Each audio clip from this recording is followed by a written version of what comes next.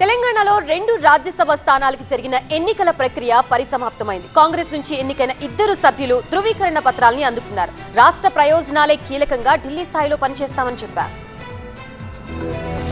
రాష్ట్రం నుంచి ఖాళీ అయిన 2 రాజ్యసభ స్థానాల్ని తన ఖాతాలో వేసుకుంది కాంగ్రెస్ పార్టీ. ప్రత్యర్థుల తరపున నామినేషన్లు దాఖలు కాకపోవడంతో అధికార పార్టీ నుంచి అభిషేక్ మను సింఘ్వి, వేం నరేందర్ రెడ్డి ఏకగ్రీవంగా ఎన్నికైనట్టు ప్రకటించారు ఎన్నికల అధికారి.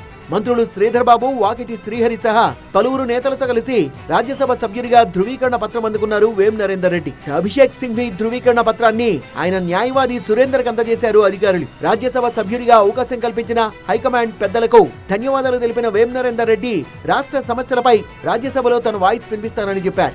సమస్యల పరిష్కారం కోసం కేంద్రంపై ఒత్తిడి తెచ్చే ప్రయత్నం చేస్తానన్నారు.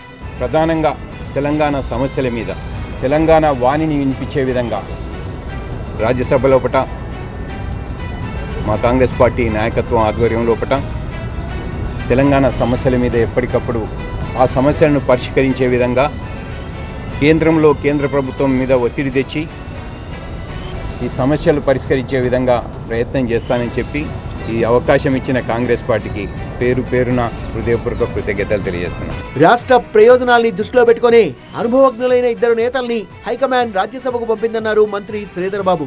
విభజన చట్టంలోని చాలా అంశాలపై పెద్దల సభలో రాష్ట్రం తరపున గళం వినిపించాల్సిన అవసరం ఉందన్నారు. ఎన్నికైన 2 నేతలు తమ శక్తి కొద్దీ రాష్ట్రానికి మంచి చేస్తారనే విశ్వాసం ఉందన్నారు శ్రీధర్ బాబు. అనుభవం గల 2 నాయకులు కూడా ఈరోజు రాజ్యసభలో మన తెలంగాణ ప్రభుత్వ బాణిని వినిపించడానికి మరింత శక్తినిచ్చే కార్యక్రమం.